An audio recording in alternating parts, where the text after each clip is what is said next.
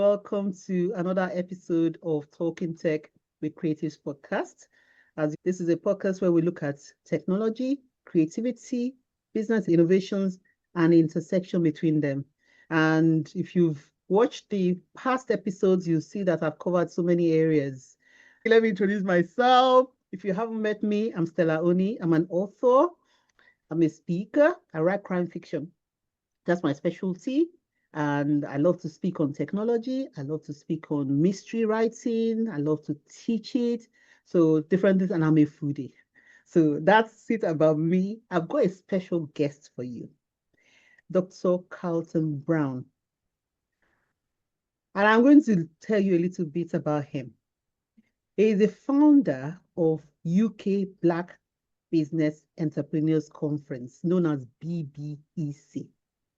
And it's a platform that was launched in 2022. It was to empower, educate, and engage Black entrepreneurs across the public, private, and third sectors. I'm doing some reading on the right if you see my eyes flicking. Now, the last episode we had Nana, who was talking about funding for Black and Brown women. And she's actually allocated £10,000 to the first business. So go and watch that episode. So I am pivoting from that to what Dr. Carlton Brown is doing in the space of entrepreneurship. So let me continue this reading about him. Through BBEC, Dr. Brown has not only opened doors to high-level networking and training, but also created tangible pathways to markets, such as the Meet the Buyer initiative, connecting entrepreneurs with major retailers like Tesco and Self. So in the UK, so you might not know Tesco, but Tesco, if you're in other parts of the world, especially like the US, is like Walmart. I have listeners from all over the world, so I don't know what it's equivalent to in your country, but just think about a major supermarket. And Selfridges is well known around the world, but you can Google this anyway to find out more about them. So these are big organizations, retailers. So beyond BBEC, he's managing director of Aspire Consultancy and founder of Marshall and Brown, bringing over 25 years of expertise in business strategy, diversity, equity, and inclusion. Those are powerful words, especially in this day. So we're really going to have an amazing conversation. I really can't wait to speak to him. And SME growth, which is small, medium, and small, medium enterprise. So small, medium enterprise. My brain just went quiet there. So he's also the author of Black Entrepreneurs Report, which shines a light on systemic barriers and outlines practical steps for overcoming them. That's powerful, including what he calls the race paradox. So let me continue. So in this conversation, we'll talk about the vision behind BBEC, how technology is leveling the playing field for underrepresented founders, and the mindset which shifts every entrepreneur needs to thrive in this age. We'll also hear about Dr. Brown's own journey, from his early influences to what drives his passion for change. So, Dr. Carlton Brown, welcome to Talking Tech with Creative Podcast. Tell us about your early years. What shaped you as a person and an entrepreneur? Oh, Stella, I should leave now. What a wonderful introduction. So thank you so much, Stella. That's really beautiful. So thank you very much. And it's a pleasure to be here. And thank you for the invitation to be part of your podcast. Where do I start? Stella, I think my earliest doors, when I think about entrepreneurship, and I think my earliest memories of entrepreneurship in any guise was my mother. So I think the first part of her journey is actually coming from the island of Jamaica. So leaving a country, starting something new is a journey in itself. But when she got here, there was some real structural and systemic challenges that she had encountered in terms of she wanted to be a nurse. That was her goal. But when she came, she felt that the opportunities were going to be here. But invariably, unfortunately, they weren't at that time for her in 1962 when she arrived in the UK. So she was a very ambitious lady and she wanted to buy a house and she wanted to get on in life. She wanted to be a nurse. So while she didn't get on that particular journey, so she started to take on other jobs. But in between that, to raise money, mum would do certain things such as hold house parties. They used to call them blues parties. Mhm. Now, a blues party would be where you have your house and you invite people to come in and they pay a small fee Mhm. to come in. But when they're there, there's a DJ there. Because what structurally there was, you couldn't really go to nightclubs in the country because you were excluded because of who you were often. Mhm.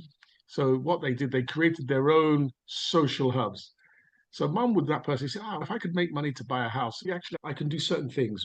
She could host parties and there's a economic system we call in Jamaica called partner, but in Africa we call it susu. Mhm.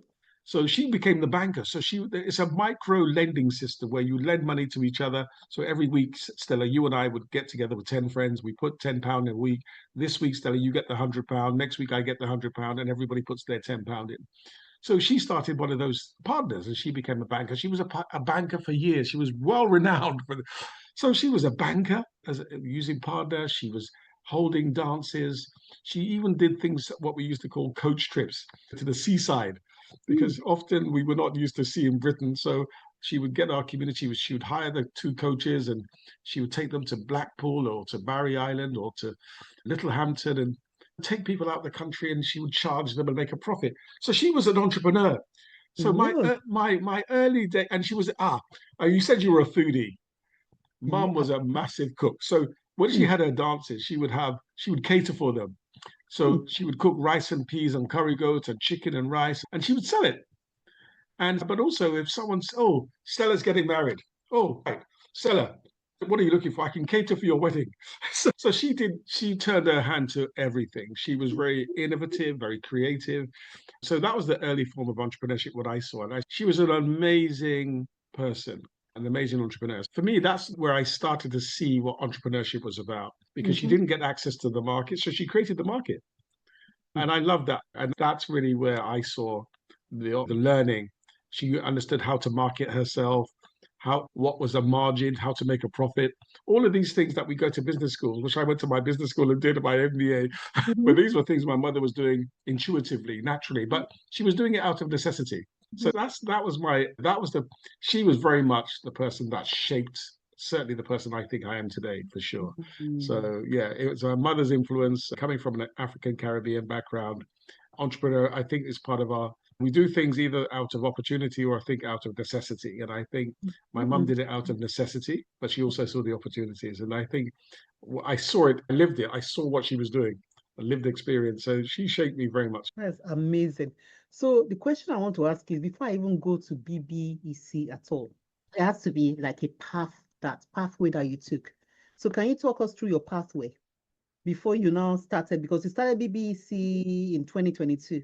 Yeah. What was your pathway But before? I didn't start as an entrepreneur. I left when I left college. I thought I wanted a job because as a young guy back then, I wanted to enjoy life, party, bit of clubs, this, that, and the other. And I started Mhm. off my career in retail. I started off as a retail manager. That's where I started in the West End of London. I was a retail manager. I did that for about 5 years. But then I recognized actually, Carlton, that because I left college, when I finished college, I wanted to actually start, either go into law or to become a social worker for some bizarre reason. But that was my goals, and I didn't go into that. I said I wanted, and I started working retail, and that's what I did. I became a trainee manager, then I became a general manager in a retail shop.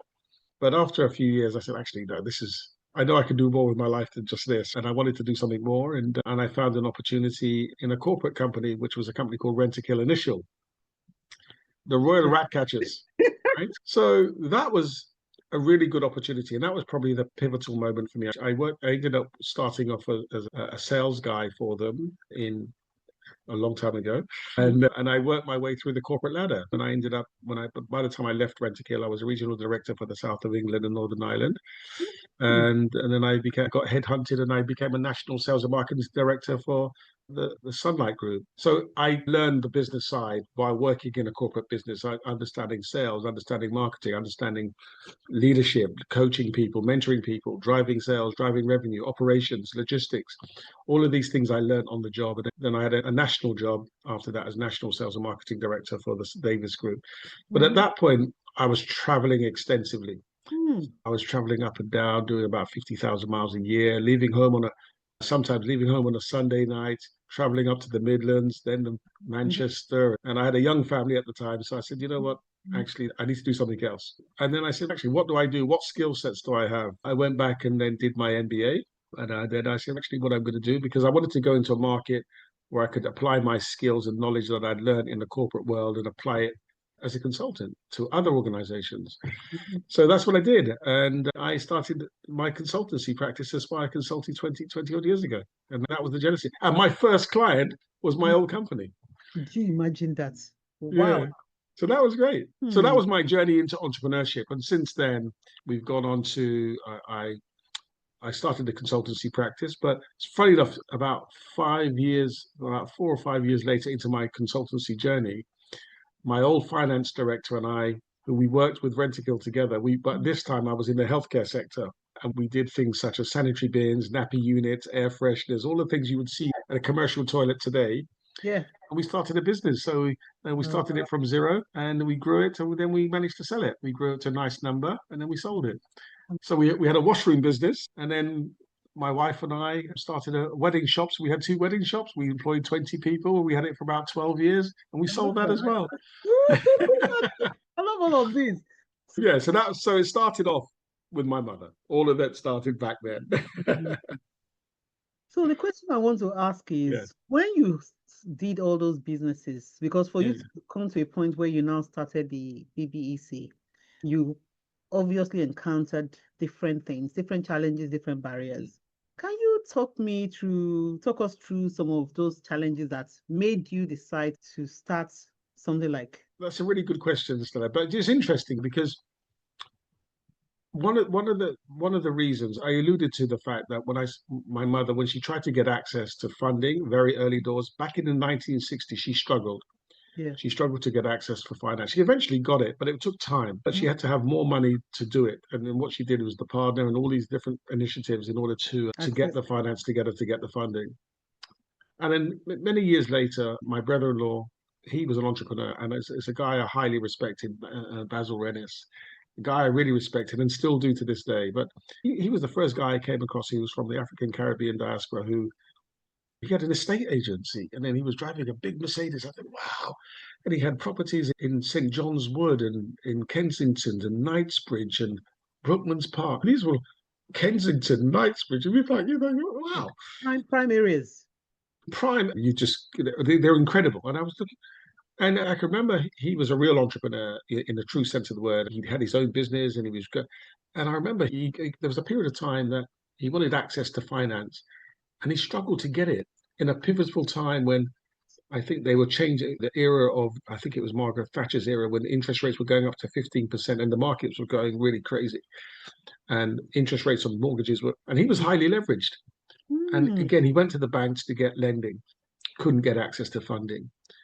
Then what I found out, and it was just intuitively speaking to different people who were starting business, and they all were saying the same thing. Getting access to finance was difficult, or getting access to markets and opportunities was difficult. So it really dawned. And but when I actually went on to do my research in my PhD, I did business performance management, and I got curious about what was going on. So I said, let me investigate. I started to do things around corporate social responsibility first and supplier diversity. So were people from different groups, ethnic, cultural groups, getting opportunities in the supply chain? And the answer was intuitively and quantitatively, no, they weren't getting opportunities. But then I thought, what's going on with our community? Because what I'm seeing and what I'm hearing over the years, this is starting back in 1962 to 2020 to 2021, I wrote the report of the corporate social responsibility in 2017 and the Black Entrepreneur Report in 2021. I wanted to find out what was really going on in an academic sense. So let's really do the investigation. Let's do the analysis. Let's do the interviews, qualitative and quantitative, and let's get the data. Yeah. And what the data was telling me, actually, look, Black people from the African Caribbean diaspora, because I wanted to shed a specific lens on our community to have a look at what was really going on. Because I think it was Edward Devott said that without data, you're just a person with an opinion. Yep. So I like data because I think it helps us to underpin the narrative. We can jump up and down and say life is unfair, but what's really going on and look for the evidence. Yeah. So that's what I did. That's really what was the starting point of the Black Business Entrepreneur Conference. But the catalyst was actually seeing the data, the evidence, and seeing that there was lots of creative and Black and ethnic minority communities are 8 to 12% more likely to be innovative than any other community. Mhm. In the UK today, the fastest growing group of entrepreneurs are from the African Caribbean diaspora. So entrepreneurship is something that we do. When I travel to the continent, you see it every day on the roadside. People are selling peanuts, they're doing something. Everyone is trying to be entrepreneurial, creative. So that was really the start to try and look at what's going on in our communities, what's going on in the British landscape, and ultimately, what can we do to change that narrative? Because it's all well and good recognizing the problems, but we need to. What can we do? What can we do? And that's the key thing. What can we actually do? And it's trying to navigate some solutions to some of this stuff. But you need to have the data to try and understand what's going on and present that data, say, actually, look, this is the reality. This is not this is the lived experience. And this is the data that supports it. So we know, for example, if you're a Black female in the UK and you're looking for venture capitalist investment today in the UK, you from 2009 to 2019, you're 0.02% less likely to get funding. So it's a real issue. It's a real issue, and it hasn't stopped. That's the point. Whether it's 1962 or 2022 or 2025, the issues are sadly still the same. I'm going to ask you, it sounds very simplistic, this question I'm going to ask you, but it's very loaded. So the question is, why?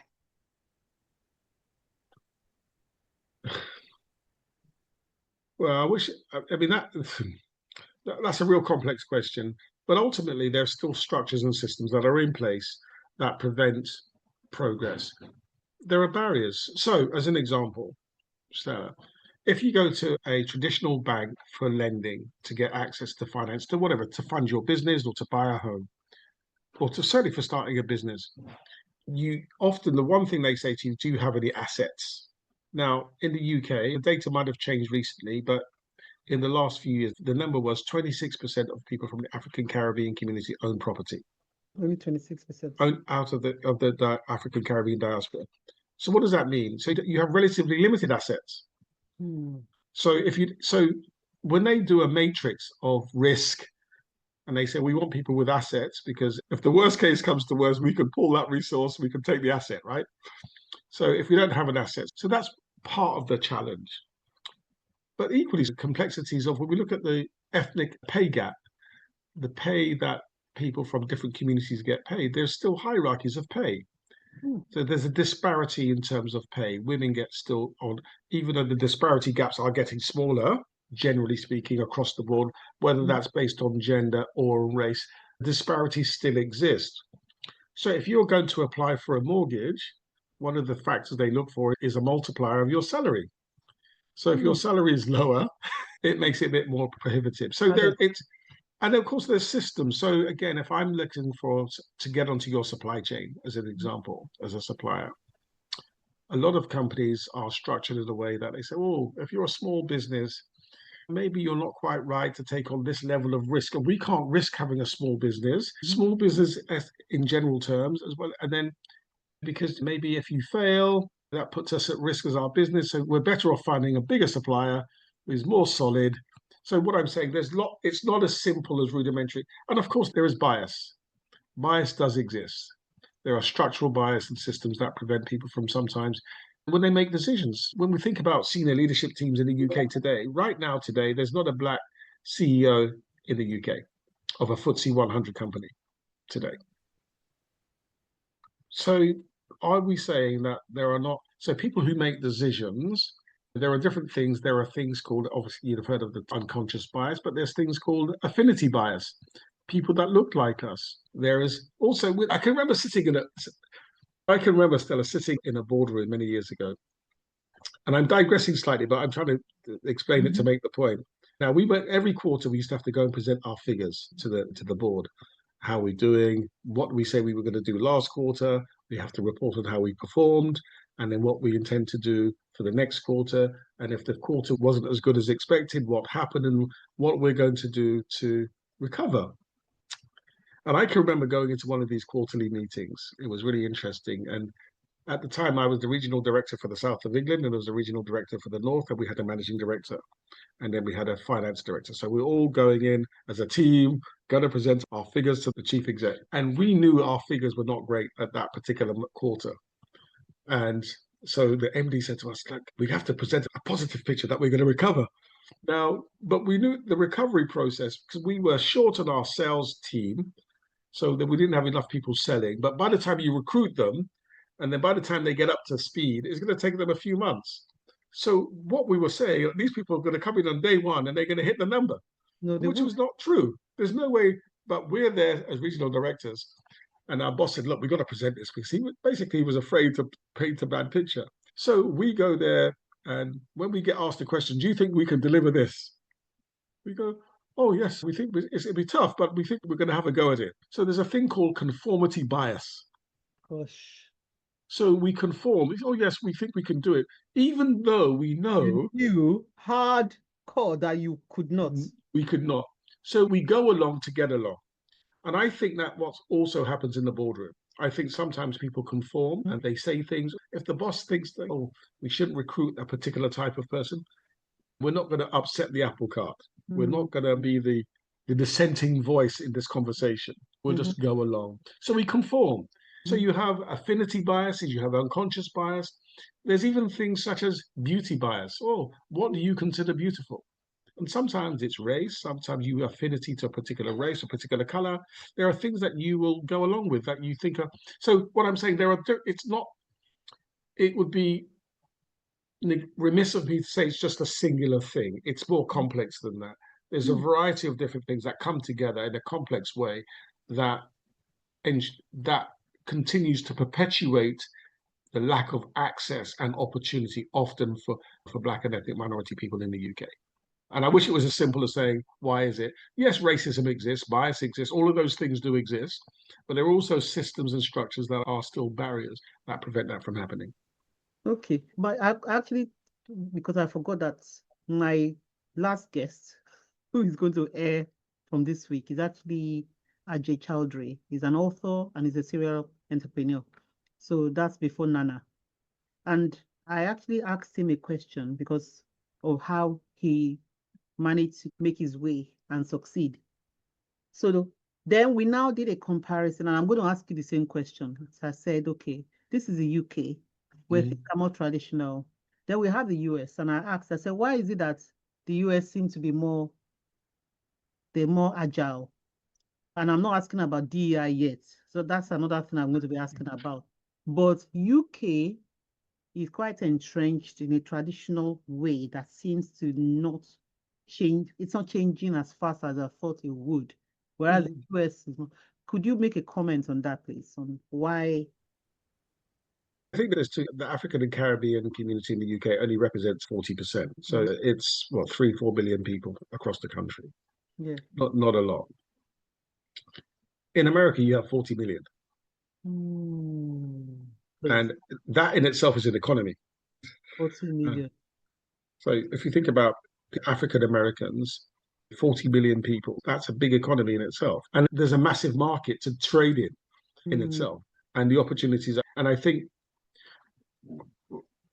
our journeys have been very different mhm, in we in the UK came to the UK whilst we've been here since the 13th, 14th century, and in Black and Africans have been here.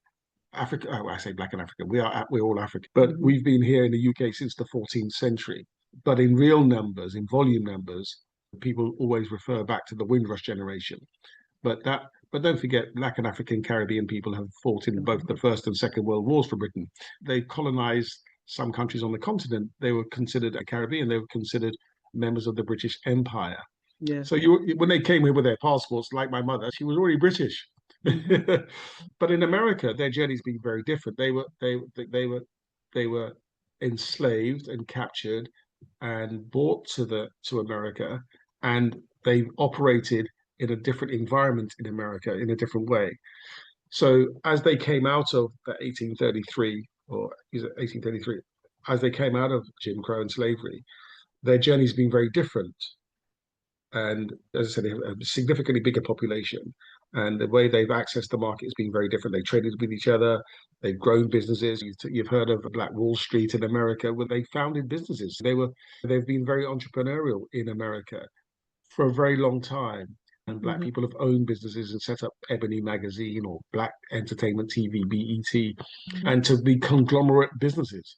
And I remember listening to something from Tyler Perry recently, and he was saying he's made more millionaires through his company than any other media company in America. So he's created something big, and in turn, he's created other companies he's given opportunities to other companies, and they in turn have become very successful. And I think the American mindset is a more entrepreneurial mindset in some shape or form, and the ability to do things, and they network differently, and it's very much a can do attitude. I'm still going to ask that question. Why is it different? I'm still trying to get to this bottom of why do they have that can do attitude? Is that because they are there's more of them, or is it because the system in Britain is a bit more traditional? I think there's several of those reasons, and being traditional was one of those. But I think because when our parents came in to the country, our parents would say, do well, do what everyone says, don't get it yourself, all of this stuff, and you try to assimilate and trying to be very much.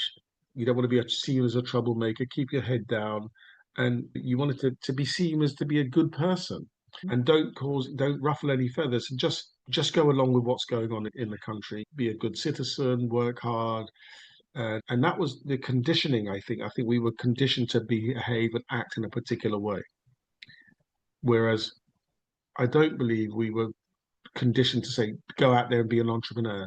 Go out there. Whilst a lot of our parents would say go and get a good education and become a lawyer, a doctor, but I think we got tied into this narrative. Even when I was at school, the expectation wasn't high for us.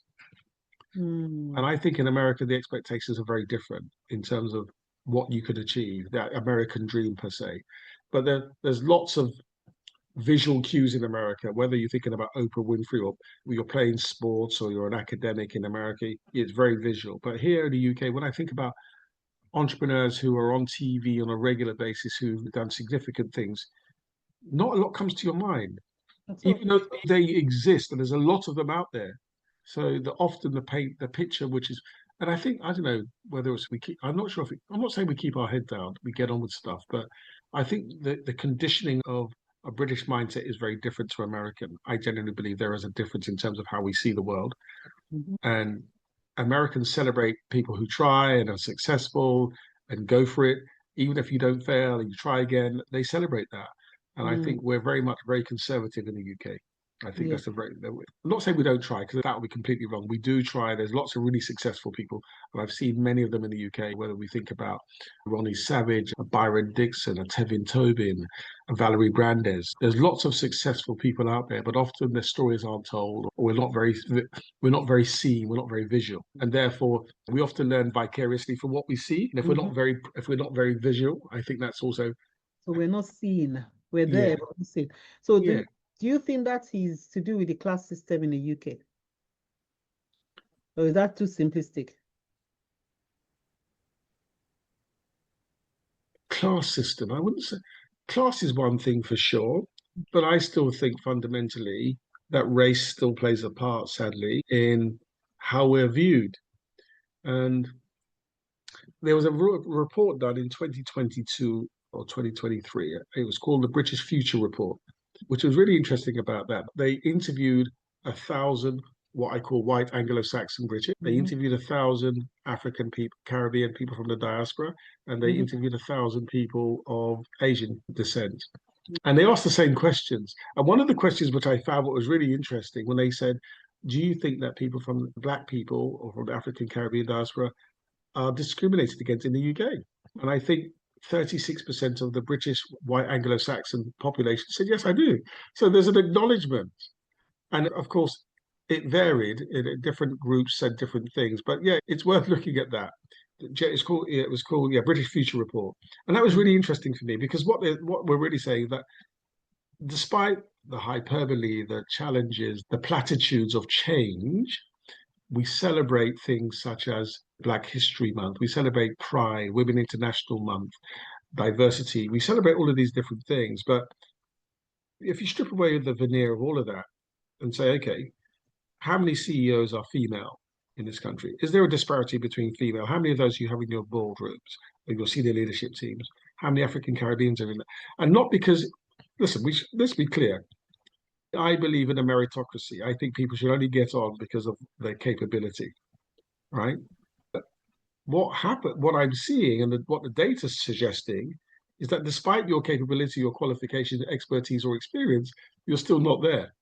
So there must be something there in that conversation that says, what is it other than if it's not your qualification, expertise, or experience, so what is it? Whether we think about the football, 36%. I love football. I'm a biggest Arsenal fan. I love Arsenal. Arsenal. I thought you were going to say Chelsea. If you said Chelsea, we'd have an issue. If you said Spurs, even worse. So if you think about it, right? If you think about it, that they say about circa 36%, if that's the correct number today, I'm not quite sure. But it was quite a high number of Premiership footballers which were as identified as being black. We have relatively few or no black managers in the Premiership. Yep. And it doesn't mean that they're not qualified. They don't have the UEFA licenses. They don't have their badges. So if they've got all of their expertise, experience, and so forth, why don't they get the opportunities? But yet still there are players who had similar experiences in terms of playing who get the opportunity to manage Premiership clubs, such as people like Frank Lampard or Steven Gerrard, as an example. So why is that the case? So what I'm saying there, you have to ask the question, what other reasons are there? People say times have changed, and things have changed in different ways. In 1962, when my mother came over and she wanted to find a room or a flat at the beginning, you probably heard the old trope. And they used to advertise for their houses with cardboard notices on the front of the windows. And they used to say, no blacks, no Irish, no dogs. So I remember this joke from Denny Henry many years ago. So he said, if you were a black, Irish, and a wolfhound, you are finished. So what I'm saying, but having that was 1962, no, 1963, 2023. Check it out, generation rent reports online to try and get a rent a room or a flat. Generation rent report created two avatars. One of a black female, age 26, with long black hair, a white female, 26, with blonde hair. Both professionals, both experienced, and there were 200 applications they applied for, two applications, identical applications. The only distinguishing feature was one was black, one was white. That's the only thing that was different from them. 200 landlords. And I speak about this because it's really interesting. So 60 years on, that was the discussion really. From when my mother came, have things changed is what I'm just alluding to. In some cases they have. And there's no doubts about that. We can't just be over generalistic. Things have changed, but there's still challenges. Racism still exists. And we live in this race paradox, as I described, this unconscious illusion of inclusion. So they discovered that these two young females who were created from artificial intelligence avatars, I think it was 26 or 36% of the respondents for accepting to get the access to see the flats or to be interviewed for the rooms were negative. But there's the same respondents said, to the white blonde-haired female, yes, you can come and see the room. For the black female, the room's already been taken. So there was those sort of disparities. So that's what I talk about data again. That data is really important because qualitatively of my lived experience, I can tell you the story, and the stories are so powerful, but equally so data. Because there's a good example where 36% of the respondents for the black female were negative versus another female were positive. But why was that? The only distinguishing features, and bear in mind, they applied for the same apartments, bits of each other. So it wasn't like it was 2 weeks later, the room had gone. These were in minutes of each other, right? So yes, the challenges are still there, for sure. And I think it would be disingenuous to say that they don't exist. They do exist. They're real, and the data tells us they're real. And you can look at all sorts of reports to tell you that. My God. So let's talk about UK Black Business Entrepreneurs Conference, BBEC. Yes. Tell me now about it and what you're trying to achieve with it as well. Or what you're achieving, because actually it started in 2022, so it's not trying to achieve. You'd have achieved quite a lot Okay. in that time. Yeah, so the idea is, look, if we can sit back and talk about our plight and still talk about what's going wrong, but what do we do about it? Mm. That's the question. So the UK Black Business Entrepreneur Conference, as I said earlier on, was designed to come on the back of the Black Entrepreneur Report. We recognize that there's these challenges. So the question is, what do we do? And I say, let's do something about it. Let's engage with some of the corporate people, some of the corporate organizations, public, private, and third sectors, and have those discussions, but also bring entrepreneurs into the space. So that's what we did. We approached a partner, and we've been working with NatWest, and they've been absolutely amazing on our journey of trying to help facilitate that.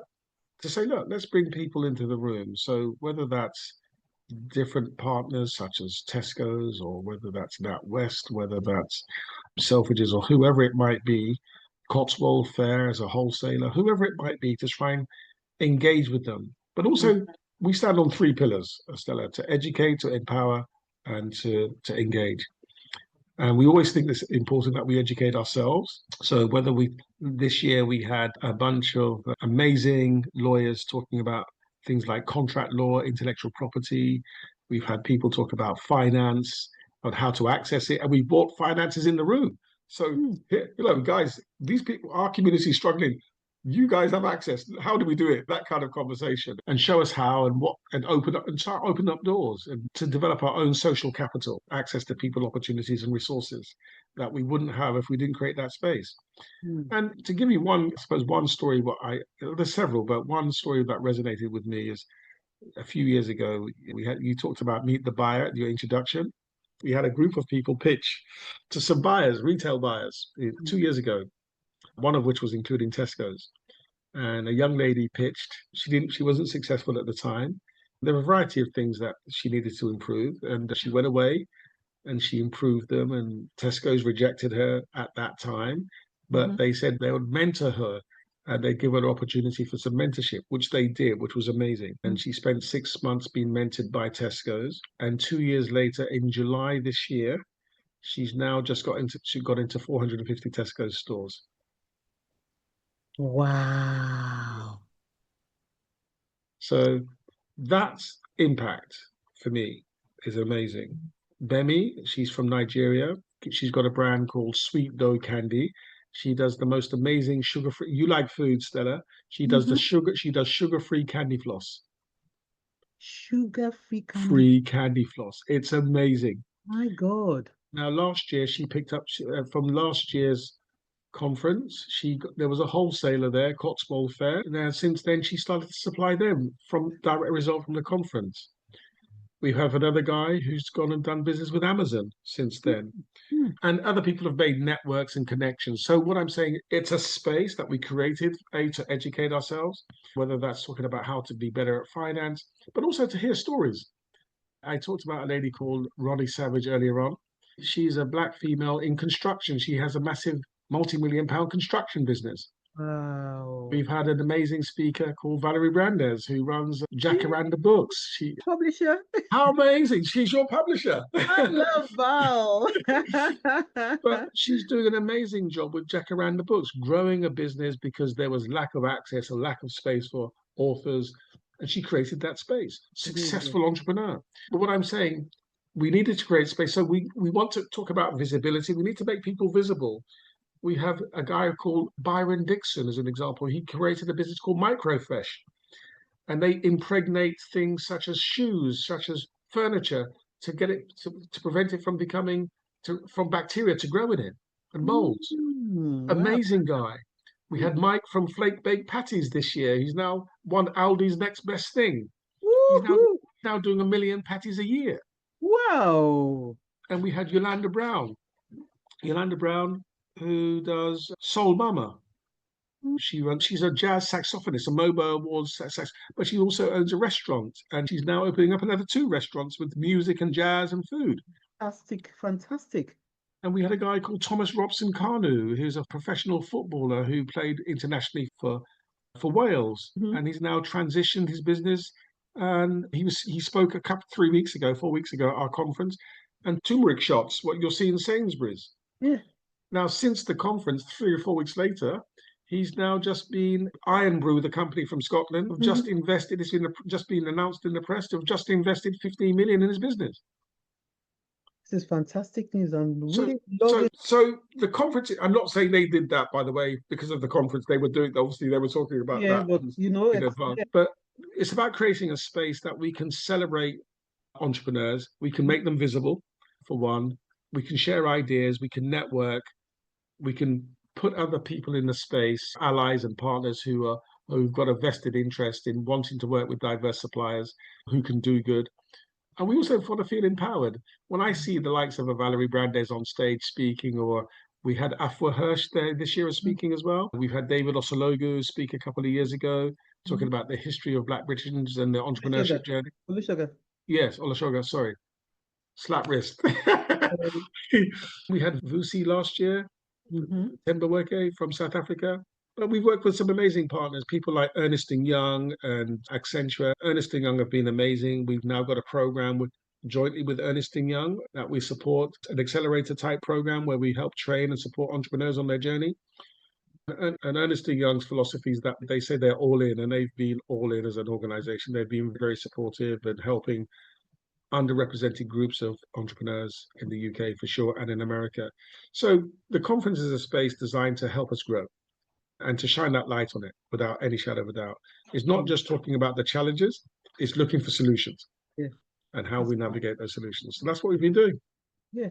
So question I wanted to ask is it a conference, or do you have a membership type? How do people who are interested know about it? How do they learn about it? Okay. So it's called the UK Black Business Entrepreneur Conference, and the website is called www.theBBEC.com. And there's a registration area on it. So you can go and see all the stuff. You can see our videos on our YouTube channel. You can see our Instagram posts, but you can register for information. We send out newsletters, etc. But every year for the last 4 years, we've sold out every single year. But because I think that those who have attended, I think if you go onto the website, you'll see the feedback. I think people enjoy coming. It's a really safe space. We can be open. We can be authentic. We have great food, Stella. I know you like food. You're a real foodie. So at lunchtime, you'll be well fed. And we make sure that our food is culturally appropriate in terms of you'll have anything from a suya with jollof rice through to oxtail and curry goat or rice and peas and plantain from Jamaica or Nigerian jollof and through to Zimbabwe foods. Oh my God. But it's important that we have that conversation. We have that networking opportunities, but we share, we tell our stories. And we had a really interesting group this year. We had a woman to woman session called Woman to Woman. And we had Brenda Romanis, former BBC journalist and producer. We had Paulette Simpson, who was the chief executive of The Voice newspaper, Britain's only still major black newspaper. And many others. Valerie Brandes was on the panel as well, from Jacaranda Books, and from We Connect, which is a women's advocacy organization, and Carol Copeland Thomas, who's from the States, who's a diversity consultant. And they had an amazing debate. And we have, of course, Henry Bonsu, who's our moderator for the day.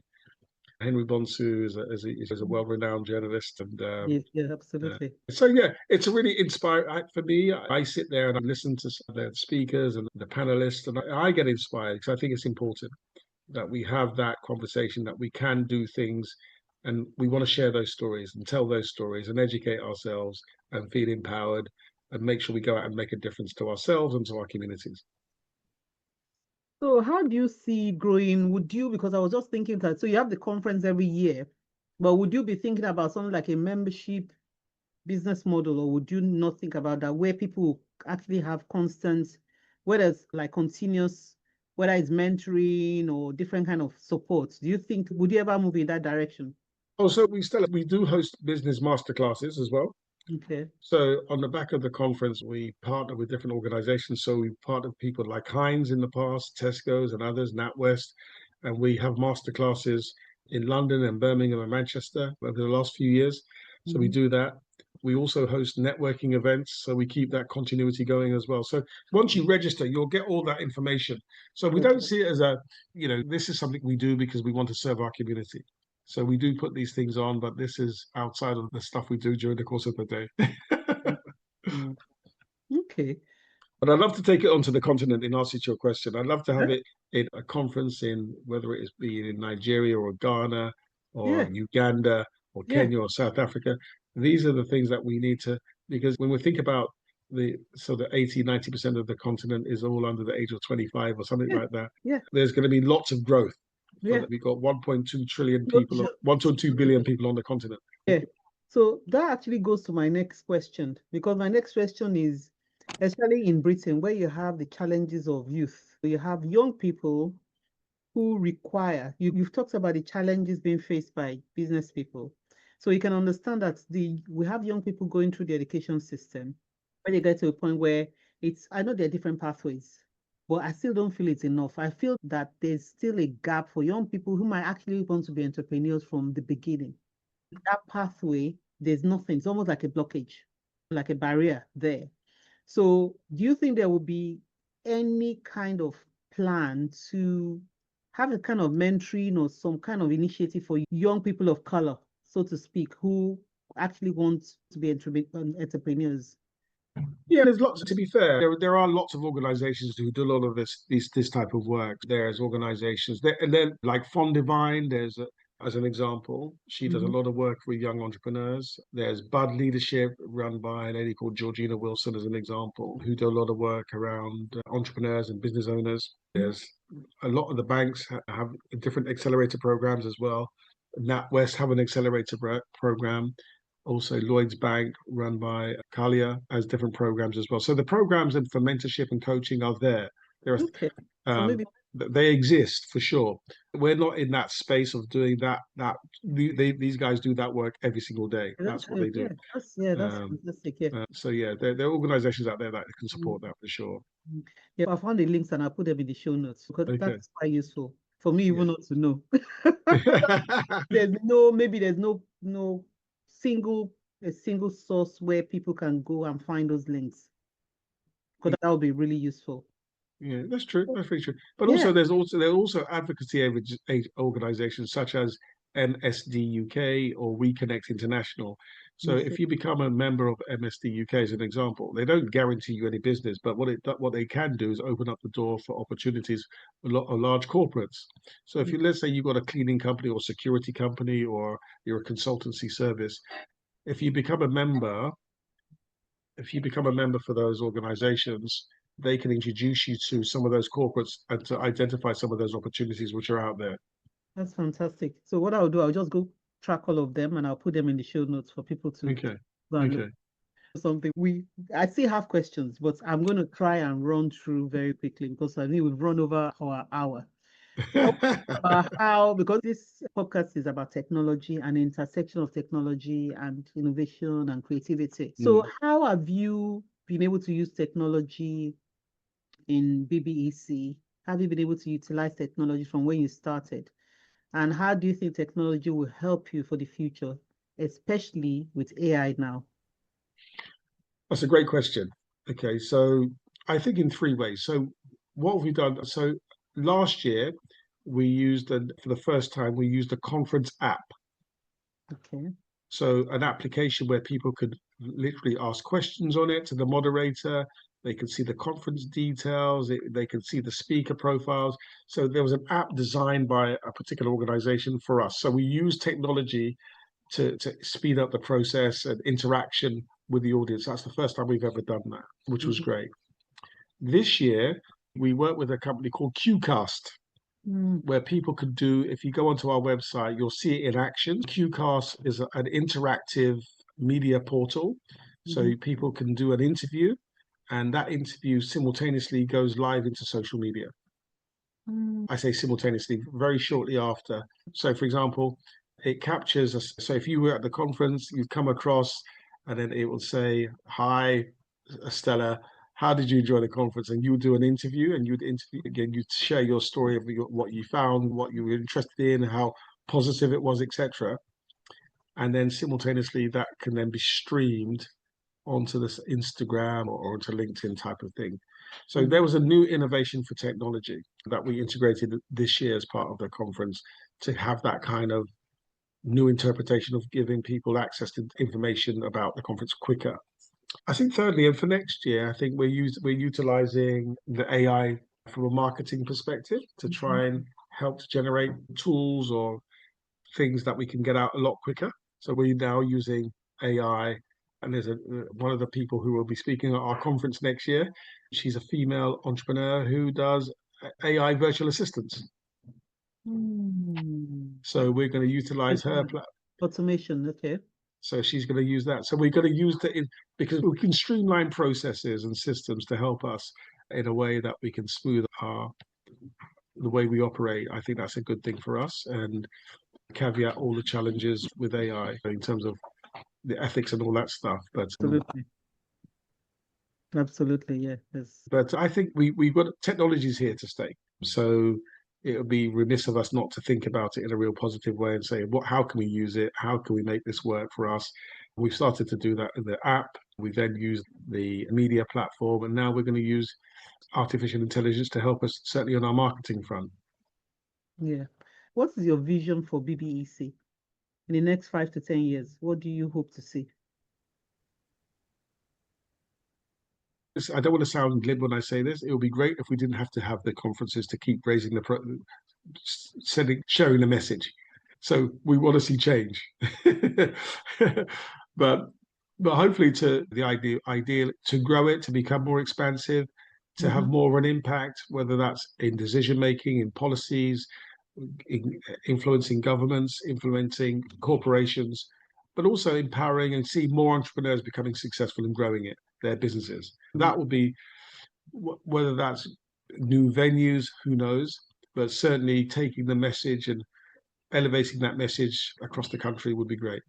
Yeah, that's fantastic. And do you see I'd like things that are international. So do you see you having like partnerships or a link to other international bodies or initiatives around the world at all?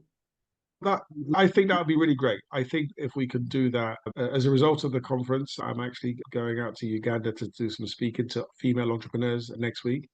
That was a result of the conference. So yeah, if I can have an impact in whatever shape or form, that would be amazing, because it's important that we do things to make a difference and add value. And if we can do that, I'll be really happy with that for sure. Fantastic. So I'm just going to ask you a few questions because I know you're quite passionate about this and what the things you've done so far. So outside of work, what else are you passionate about? There's only one thing to be passionate about: Arsenal. Football.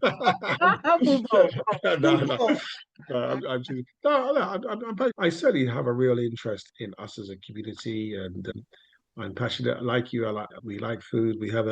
I'm writing and publishing with Jacaranda Books. Yes. The Race Paradox: Why Organizations Fail on Race. So that's taken up a bit of time at the moment, and I'm enjoying the process. And they're an amazing team there. So I'm privileged and proud to be part of that whole process with Jacaranda. And I'm very fortunate to have a really special editor in Mags.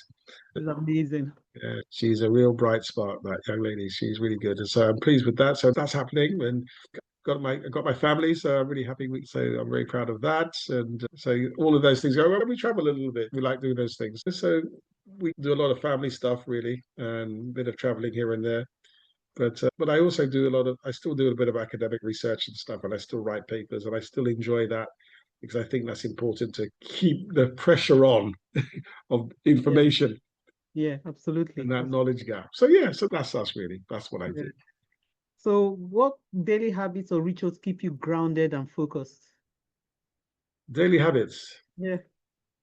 Keep me focused. Wow. I suppose I'm quite disciplined. Daily habits. So there are things I should be doing I don't always do. I love that makes you human. That makes you human. You and every one of us. So I used to walk regularly. I don't do that as much, but no, I'm trying to. I suppose now my daily habits now is trying to be more health conscious. That's definitely what I'm doing. Yeah. Because my audience is quite mixed, different like age groups. So what advice would you give entrepreneurs that are starting out? What advice do you give to them? What should they do? I think for me, always do your research. Just don't jump into something because what I see when I see these TikTok posts that you'd be an overnight success, that's not true. Don't believe the hype, right? Do your own research, but then back yourself. If you think that you've got a good product or service, make sure you do it as best as you possibly can. Understand what the market is, but be excellent at it. Be excellent and be purposeful about it. It's not just about money. It's about what your purpose for your business is. Is it, do you want to have the best jollof rice or you want jollof rice paste? Well, create the best jollof rice paste. Mm-hmm. Make sure the packaging's good, the branding's good, the marketing's good, but be the best at it. Don't think it's going to be $1 million business tomorrow, £1 million business tomorrow, but focus on getting the great product and have a great story behind your brand and do that well and do it really well. But do your research. Just don't go into something thinking, oh yeah, I'm going to be a crypto millionaire tomorrow, because don't forget 50% of business startup fail in the first 5 years. Yeah. So it's important that you do that piece of research and take your time. Believe in what you're doing and back yourself. And don't be afraid. It's a risk. Any business is a risk, but don't be afraid to fail as long as you learn. That's solid.